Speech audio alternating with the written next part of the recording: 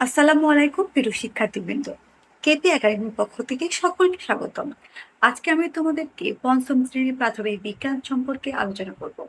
প্রথমে আমরা প্রাথমিক বিজ্ঞানের এনসিটিবি প্রণীত নতুন মূল্যায়ন নীতি অনুসারে প্রশ্ন কাঠামো এবং মানদণ্ড সম্পর্কে আলোচনা করব। তোমাদের মোট 100 নম্বরে 70 নম্বরের হচ্ছে লিখিত অংশ এবং 30 নম্বর শিক্ষক মূল্যায়ন থাকবে। 70 নম্বরে কি কি থাকবে তা আমরা একটু দেখে নিই। 70 নম্বরে তোমাদের 10টি বহু নির্বাচনী প্রশ্ন থাকবে 10 নম্বর, শূন্যস্থান পূরণ থাকবে 5টি 5 নম্বর, শুদ্ধ অশুদ্ধ নির্বাচন থাকবে 5টি 5 নম্বর, মিলকরণ থাকবে 5টি 5 নম্বর, সংক্ষিপ্ত প্রশ্নের উত্তর দিতে হবে 60টির মধ্য থেকে 5টি 15 নম্বর, বহু বর্ণনামূলক প্রশ্ন থাকবে 60টি, 5টি উত্তর দিতে হবে 6 নম্বর করে 5টি 30 নম্বর। তোমাদের লিখিত অংশে মোট 70 নম্বরের পরীক্ষা দিতে হবে। শিক্ষার্থীবৃন্দ ভালো মতো করে প্রশ্নের কাঠামো এবং মানদণ্ড জেনে সুন্দর করে পড়তে হবে।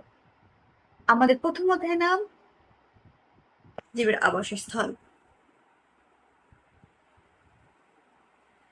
শিক্ষার্থীবৃন্দ আগে থেকে বলে রাখি, আমাদের এখানে তোমাদের গুরুত্বপূর্ণ বইয়ের টপিকগুলো আমরা শর্ট ডাউন করে রেখেছি। তোমরা ভিডিও পোস্ট করে এই গুরুত্বপূর্ণ বিষয়গুলো লিখে রাখবে এবং নোট করে রাখবে। শিক্ষার্থী বন্ধু, তোমাদের বইয়ের প্রত্যেকটা লাইনই খুবই গুরুত্বপূর্ণ, কারণ প্রত্যেকটা লাইন থেকে তোমাদের সঠিক উত্তরে অথবা সত্য অসত্য এবং বামদানে আসতে পারে। তার জন্য খুবই গুরুত্ব সহকারে প্রত্যেকটা লাইনই পড়তে হবে। তার মধ্যে থেকে খুবই গুরুত্বপূর্ণ যে লাইনগুলো তোমাদের এখানে শর্ট ডাউন করে দেওয়া আছে, আশা করি তোমাদের উপকারে আসবে। প্রথমে আমাদের অধ্যায়ের নাম আগেই বলেছি, আমাদের প্রথম অধ্যায়ের নাম জীবের আবাসস্থল। অধ্যায়ের গুরুত্বপূর্ণ তথ্যগুলির প্রথমটা, উদ্ভিদ এবং প্রাণী সহ বিচিত্র জীব নিয়ে গঠিত হয় জীবজগৎ। শিক্ষার্থী বন্ধু, আবারও বলছি, জীবজগৎ কে নিয়ে গঠিত হয়? উদ্ভিদ এবং প্রাণী সহ বিচিত্র জীব নিয়ে গঠিত হয় জীবজগৎ। তোমাদের প্রশ্ন আসতে পারে জীবজগৎ কাকে বলে, অথবা জীবজগৎ কে নিয়ে গঠিত। তাহলে প্রশ্নের উত্তর হবে জীবজগৎ উদ্ভিদ এবং প্রাণী সহ বিচিত্র জীব নিয়ে জীবজগৎ গঠিত। 2 নম্বর প্রশ্ন, কোন জীব স্বচ্ছন্দে বসবাস করার স্থানই তার আবাসস্থল। প্রশ্ন হলো আবাসস্থল কাকে বলে। প্রত্যেকটা টপিক প্রশ্ন করে আমাদের পড়তে হবে। 2য় নম্বর বিষয়ের প্রশ্নটা হলো আবাসস্থল কাকে বলে। কোন জীব স্বচ্ছন্দে বসবাস করতে পারে সেই জায়গাটাকে আমরা বলবো কি? আবাসস্থল। তাহলে আমাদের আবাসস্থল কাকে বলে? কোন জীব স্বচ্ছন্দে বসবাস করার স্থানই হলো তার আবাসস্থল। জীবের বসবাসের জন্য পরিবেশগুলো হলো স্থলজ, জলজ, মেরুজ অঞ্চলের পরিবেশ। তাহলে শিক্ষার্থী বন্ধুরা, এখানে কয়টা পরিবেশের কথা বলা হয়েছে? 3টে পরিবেশের কথা বলা হয়েছে। কি কি? স্থলজ, জলজ এবং মরু। আবারও বলছি বন্ধুরা, জীবের বসবাসের জন্য পরিবেশগুলো কি কি? 3টি। তা হলো স্থলজ, জলজ, মেরু অঞ্চলের পরিবেশ। 4 নম্বর প্রশ্ন, আবাসস্থলের বৈশিষ্ট্য ভিন্ন ভিন্ন রয়েছে কি অনুযায়ী? বিভিন্ন পরিবেশ অনুযায়ী। এই প্রশ্নগুলো শূন্যস্থান আসতে পারে। কিভাবে আসতে পারে? যে আবাসস্থলের বৈশিষ্ট্য ভিন্ন ভিন্ন রয়েছে কিভাবে? বিভিন্ন পরিবেশ অনুযায়ী। 5 নম্বর প্রশ্ন, পরিবেশের বসবাসকারী বিভিন্ন প্রাণীর মধ্যে লক্ষ্য করা যায় বৈচিত্র্য। তাহলে শূন্যস্থান আসতে পারে পরিবেশের বসবাসকারী বিভিন্ন প্রাণীর মধ্যে কি লক্ষ্য করা যায় বা ড্যাশ লক্ষ্য করা যায়, হবে কি? বৈচিত্র্য লক্ষ্য করা যায়। কারণ আমাদের বিভিন্ন পরিবেশের প্রাণীগুলোরও কি ভিন্ন রকমের, কারণ ভিন্ন পরিবেশে প্রাণীও থাকে ভিন্ন রকমের। আর আমরা ভিন্ন মানে হচ্ছে বৈচিত্র্য, বৈচিত্র্য মানেই ভিন্ন। শিক্ষার্থী বন্ধুরা, এখন আমরা জীবের আবাসস্থল সম্পর্কে এক নজরে শিখব। এক নজর, কারণ তোমাদের বইয়ের মধ্যে জীবের আবাসস্থল সম্পর্কে যে কটা জীবের আবাসস্থল দেওয়া আছে তা প্রধান 2টি ভাগে ভাগ করা হয়েছে। তা হচ্ছে জলজ আবাসস্থল এবং স্থলজ আবাসস্থল। জলজ আবাসস্থলের আবার 4টা ভাগ, তা হলো বনজ আবাসস্থল, তৃণভূমি আবাসস্থল, মরুজ আবাসস্থল, মেরু আবাসস্থল। শিক্ষার্থী বন্ধু, আবারও বলছি, প্রথমত আবাসস্থলকে 2টি ভাগে ভাগ করা হয়েছে, তা হলো স্থলজ এবং জলজ। স্থলজকে আবার 4টা ভাগে ভাগ করা হয়েছে, বনজ আবাসস্থল, তৃণভূমি আবাসস্থল, মরুজ আবাসস্থল এবং মেরু আবাসস্থল। এবং জলজ আবাসস্থলকে 2টি ভাগে ভাগ করা হয়েছে, তা হচ্ছে সামুদ্রিক আবাসস্থল এবং জলভূমি আবাসস্থল। শিক্ষার্থী বন্ধু, দেখবে তোমাদের এখানে জলজ আবাসস্থলের গুরুত্বপূর্ণ বিষয় এবং এর প্রকারভেদে প্রত্যেকটা উদ্ভিদ এবং প্রাণীর উদাহরণ সহকারে একটা ছক তৈরি করে দেওয়া আছে। তোমরা অবশ্যই এটা নোট ডাউন করে পড়বে, কারণ সঠিক উত্তরের জন্য খুবই খুবই গুরুত্বপূর্ণ উদাহরণগুলো। এবং তোমাদের সংক্ষিপ্ত প্রশ্নেও যখন বনজ আবাসস্থল বলতে কি বুঝো, তৃণভূমি বলতে কি বুঝো, এগুলোর আমাদের উদাহরণ সহকারে উত্তর দিতে হবে। তার জন্য তোমাদের সহজে মুখস্থ করার জন্য এই ছকটি তৈরি করা হয়েছে। তোমরা অবশ্যই এই ছকটি নোট করবে এবং সুন্দর করে প্রত্যেকটা উদ্ভিদ এবং প্রাণীর নাম মুখস্থ রাখতে হবে। শিক্ষার্থীবৃন্দ, তোমাদের অধ্যায়ের দুইটা মূল বিষয় বিভক্ত করা আছে। একটি বিষয় হলো জীবের আবাসস্থল এবং জীবের অভিযোজন। এই দুইটা মূল বিষয়কে আমি দুইটা টপিকে বিভক্ত করেছি, টপিক 1 এবং টপিক 2। জীবের প্রথমেই আমরা টপিক 1 জীবের আবাসস্থল সম্পর্কে টপিক ওয়াইজ করে এভাবে করে পড়বো, যাতে করে এখান থেকে সঠিক উত্তরে আসুক, শূন্যস্থানে আসুক, শুদ্ধ অশুদ্ধ আসুক, আমরা সব ধরনের প্রশ্নের উত্তরে অ্যান্সার করতে পারবো আশা করি। শিক্ষার্থী বন্ধু, মনোযোগ করে আমার পড়া কথাগুলো শুনবেন। অবশ্যই আপনাদের এখানেই 80% পড়া কমপ্লিট হয়ে যাবে। প্রথমে আমাদের টপিক 1 এর জীবের আবাসস্থলে 1 নাম্বার বিষয়, মাটি বা ভূমির পরিবেশকে বলা হয় স্থলজ আবাসস্থল। তাহলে কোশ্চেন হবে বা প্রশ্ন করা হবে, স্থলজ আবাসস্থল কাকে বলে? বা শূন্যস্থান আসতে পারে, মাটি বা ভূমির পরিবেশকে বলা হয় ড্যাশ, হবে কি স্থলজ আবাসস্থল। কোশ্চেন আসতে পারে স্থলজ আবাসস্থল কাকে বলে? উত্তর হবে মাটি বা ভূমির পরিবেশকে বলা হয় স্থলজ আবাসস্থল।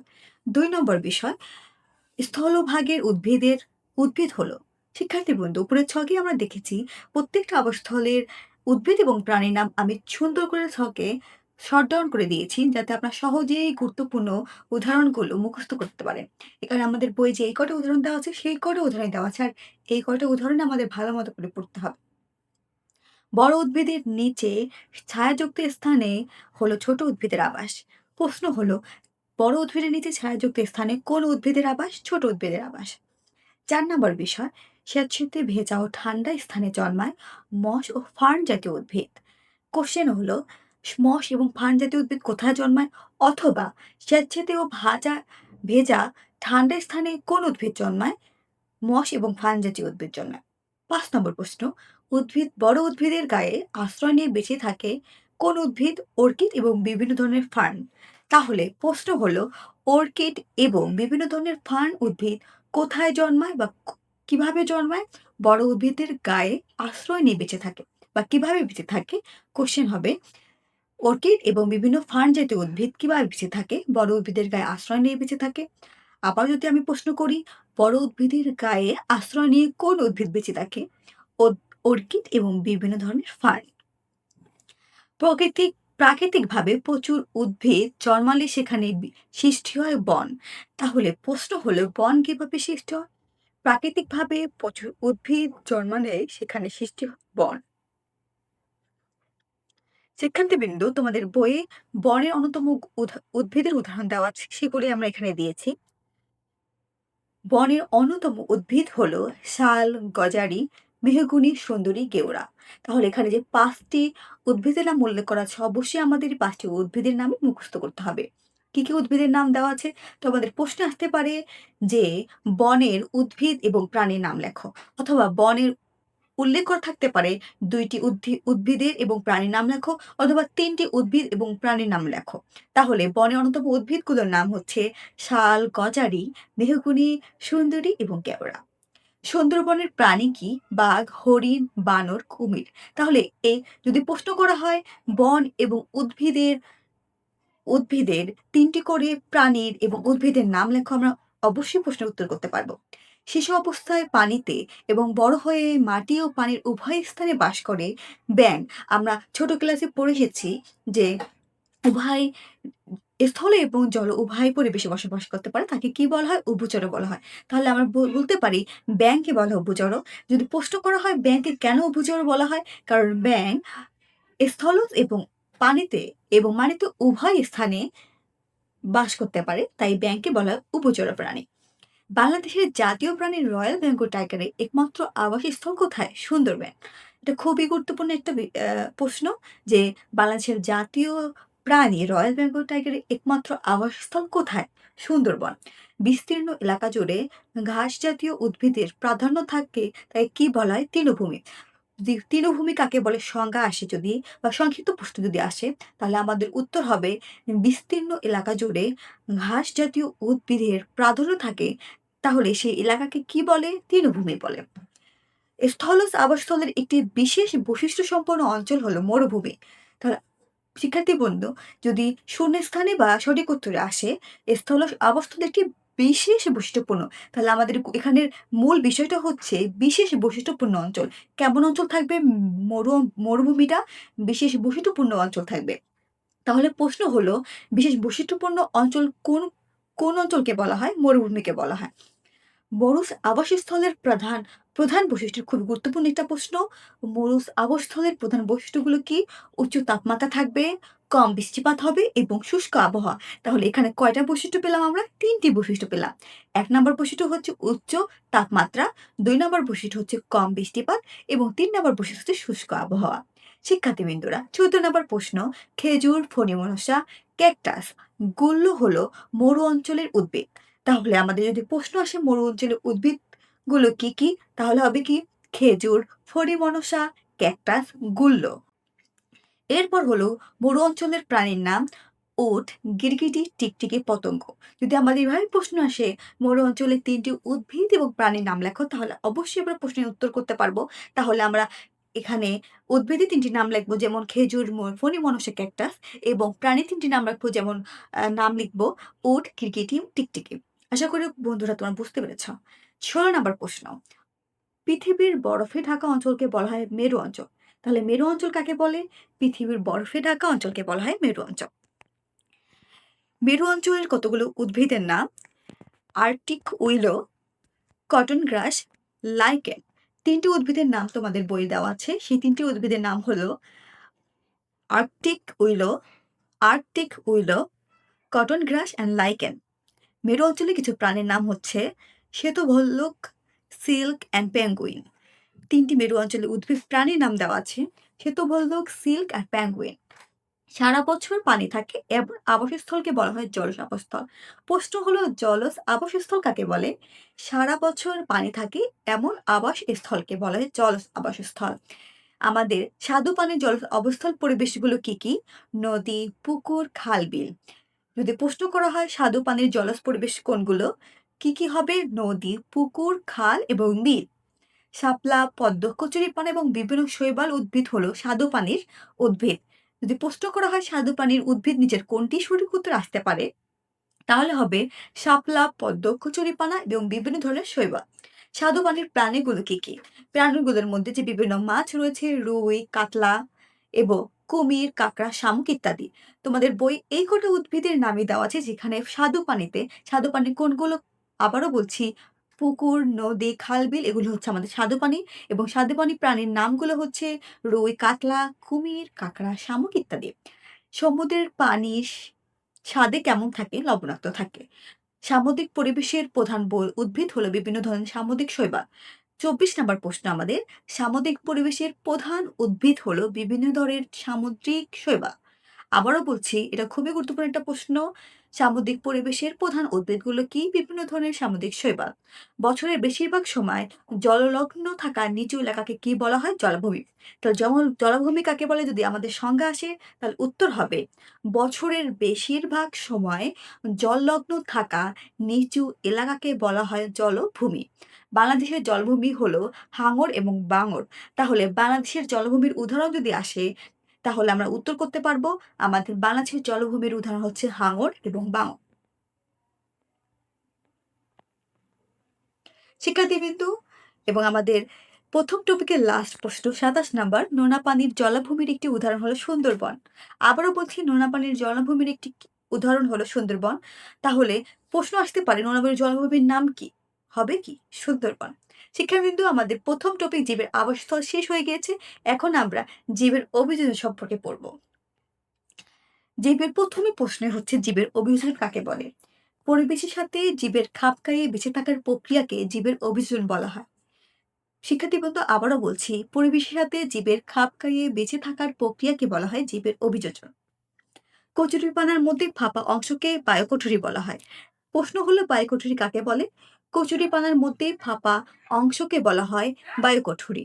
কচুরিপানাকে পানিতে ভেসে থাকতে সাহায্য করে কে? বায়োকঠুরি। সহজে পানিতে ভাসা সাঁতার কাটার জন্য হাঁসের পা গুলো থাকে পাতার মতো পদ্মা বিশিষ্ট। এইটাও হচ্ছে এখানে হাঁসের অভিযোজন। শিক্ষার্থী কিন্তু মনে রাখতে হবে অভিযোজনটা কি, আসলে আমাদের অভিযোজন কথাটা বুঝতে হবে।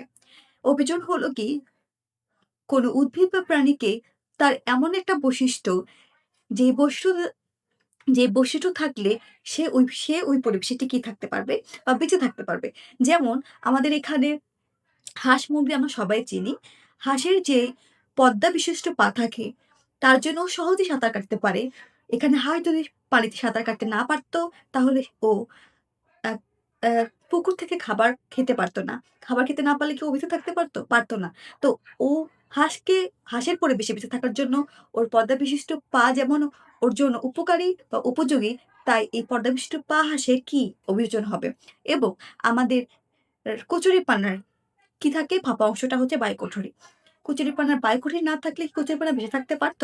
আর কচুরিপানা যদি বেঁচে না থাকতে না পারত, তাহলে কচুরিপানা কি বেঁচে থাকতে পারত? পারত না। তাহলে আমাদের এই অভিযোজনটা মানে হলো উদ্ভিদ প্রাণীর এমন একটা বৈশিষ্ট্য যেটা থাকলে আমরা ওই পরিবেশে টিকে থাকতে পারবো এবং বেঁচে থাকতে পারবো।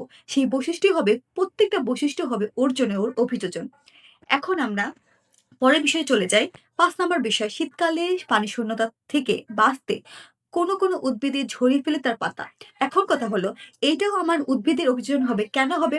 কারণ আমরা যদি পাতা ঝরিয়ে না ফেলি, কারণ আমাদের শীতের সময় পানি বাষ্পকার আমাদের পরিবেশের আর্দ্রতা খুবই শুষ্ক থাকে। আর শুষ্ক থাকার কারণে খুবই অ্যা উদ্ভিদ তার এর শরীরের পানিগুলো খুবই সহজে বাষ্পাকারে বের করে দেয়। এখন আমাদের উদ্ভিদে যদি সাধারণত উদ্ভিদের বাষ্পাকারে পানি বের করে দেয় বা পরিশোধন হয় পাতার মাধ্যমে। এখন পাতা থেকে যদি উদ্ভিদের পানি সব বের হয়ে যায়, উদ্ভিদ তো সহজেই মারা যাবে। তার জন্য ওই শীতের সময় কিন্তু পানি শূন্যতা থেকে উদ্ভিদকে বাঁচার জন্য পাতাগুলো ঝরে যায়। আর পাতাগুলো ঝরে যায় বিধায় আমাদের উদ্ভিদটা বেঁচে থাকে। শিকার ধরার জন্য ঈগলে রয়েছে তীক্ষ্ণ দৃষ্টিশক্তি এবং বাঁকানো ঠোঁট। এর জন্য ও শিকার ধরতে পারে আর শিকার ধরে ও বেঁচে থাকতে পারে। তার জন্য আমরা বলতে পারি ঈগলের একটি অভিযোজন হচ্ছে ওর তীক্ষ্ণ দৃষ্টিশক্তি এবং বাঁকানো ঠোঁট। আত্মরক্ষার জন্য পরিবেশের বর্ণ ধারণ করতে পারে গিরগিটি এবং প্রজাপতি। তাহলে কোন প্রাণী কোন প্রাণী হচ্ছে আত্মরক্ষার জন্য বর্ণ পরিবর্তন করতে পারে, বর্ণ ধারণ করতে পারে? যদি প্রশ্ন আসে তাহলে উত্তর হবে কি? গিরগিটি এবং প্রজাপতি। পানি জমা রাখার জন্য মরুভূমির উদ্ভিদের পাতা ও কাণ্ড হয় মোটা, চ্যাপ্টা এবং রসালো। তাহলে এখানে মরুভূমির উদ্ভিদের আরেকটি অভিযোজন, কারণ ওরা বেঁচে থাকার জন্য ওদের কাণ্ডের মধ্যে পানি জমা রাখতে পারে। তার জন্য ওদের কাণ্ড মোটা হয়, চ্যাপ্টা হয় এবং রসালো হয়। এবং আমরা জানি মরুভূমিতে সহজেই পানি পাওয়া যায় না। কিন্তু এদের উদ্ভিদগুলো কি করে? ওরা পানি জমা রাখতে পারে নিজের শরীরে। তার জন্য ওরা মোটা হয়, চ্যাপ্টা হয়, রসালো হয়। এই বৈশিষ্ট্য থাকার কারণে ওরা ওই পরিবেশে বেঁচে থাকে। তাহলে আমরা বলতে পারি মরু অঞ্চলের উদ্ভিদের একটা অভিযোজন হচ্ছে এদের কাণ্ড মোটা হয়, চ্যাপ্টা হয় এবং রসালো হয়। কারণ এর জন্য ওরা ওই পরিবেশে বেঁচে থাকতে পারে। আত্মরক্ষার জন্য ক্যাকটাস গাছের পাতা রূপান্তরিত হয় কাঁটায়। কেন হয়? কারণ কাঁটা না থাকলে ক্যাকটাস কি?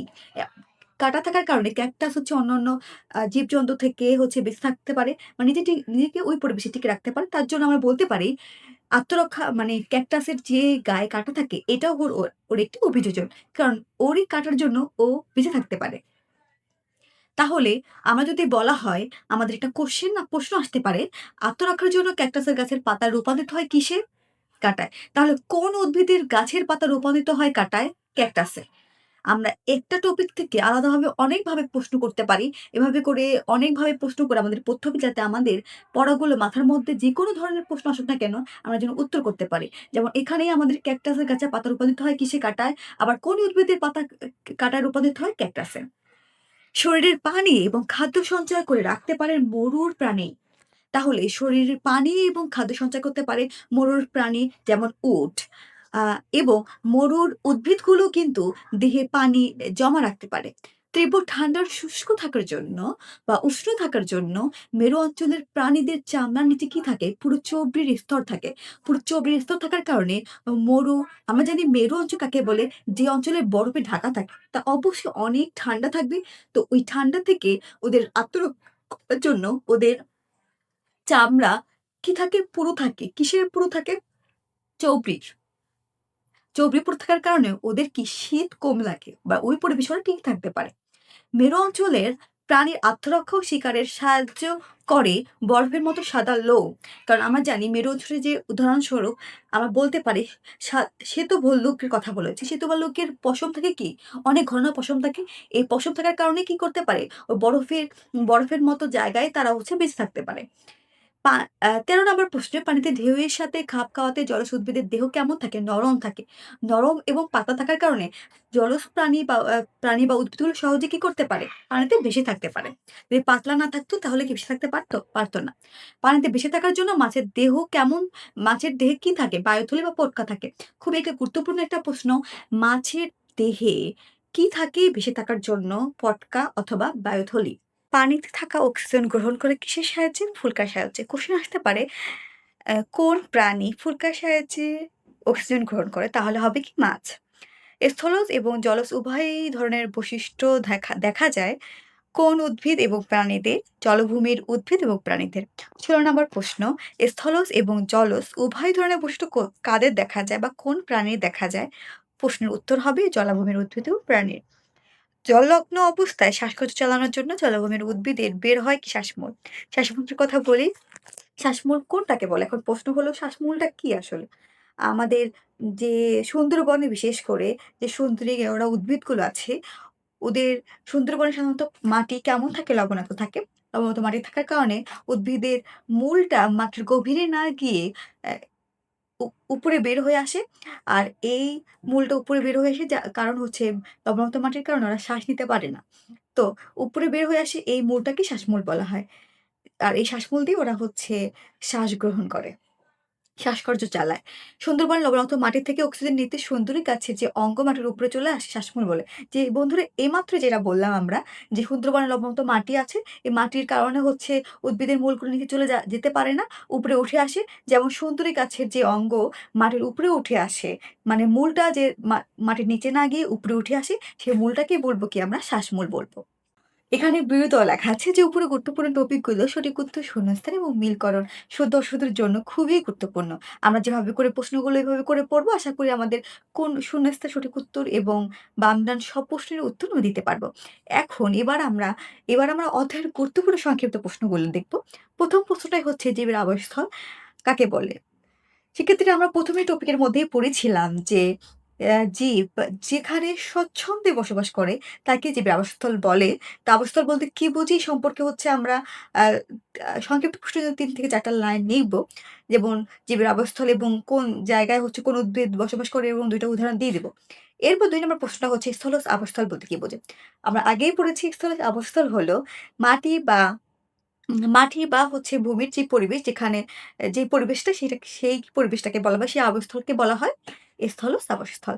৩ টা স্থলজ উদ্ভিদ যেমন হচ্ছে আম গাছ, কাঁঠাল গাছ ইত্যাদি এবং উম প্রাণীর নাম হরিণ, বাঘ, ভাল্লুক হরিণ, বাঘ এবং হচ্ছে ব্যাঙ এগুলো সবই কি স্থলজ উদ্ভিদ। আচ্ছা বনজ আবাসস্থল বলতে কি বোঝায়? ৩ টি বনজ আবাসস্থল হচ্ছে যেখানে হচ্ছে প্রাকৃতিকভাবে যেখানে অনেক উদ্ভিদ জন্মে থাকে সেই জায়গাটাকে বলা হয় বন। আর বনজ আবাসস্থল হচ্ছে যেখানে বনের প্রাণীরা বসবাস করে। তাহলে এখানে আমরা সব প্রশ্নের উত্তর দিতে পারবো।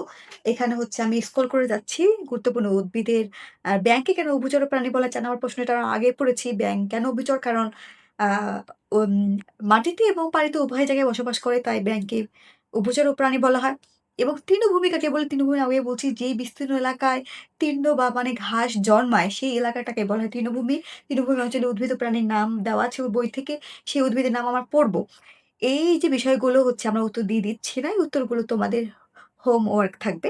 মানে এইটা তোমরা হচ্ছে উদ্বে অ্যা আ প্রশ্নগুলোর উত্তরগুলো তোমরা হচ্ছে বই থেকে খুঁজে পড়ে আ তোমরা উত্তর করবে। এরপর কোনো সমস্যা যদি হয় তাহলে আমাদের কমেন্ট করবে যে এই উত্তরের অ্যান্সার কি হবে আমাদের জানাবে। তাহলে আমরা অবশ্যই তোমাকে সাহায্য করব। এখানে গুরুত্বপূর্ণ প্রশ্নগুলো দেওয়া আছে। এই প্রশ্নের বাইরে কোনো প্রশ্ন আশা করি আসবে না। তার জন্য এখানে রেকর্ড করে দিচ্ছি। প্রশ্নগুলো তোমরা নোট ডাউন করবে এবং এগুলোর উত্তর লিখবে। ধন্যবাদ। আমরা আবার ২য় অধ্যায় নিয়ে তোমাদের সামনে আমি হাজির হব। আপাতত তোমরা হচ্ছে ভালো থাকো, সুস্থ থাকো। ধন্যবাদ। আসসালামু আলাইকুম।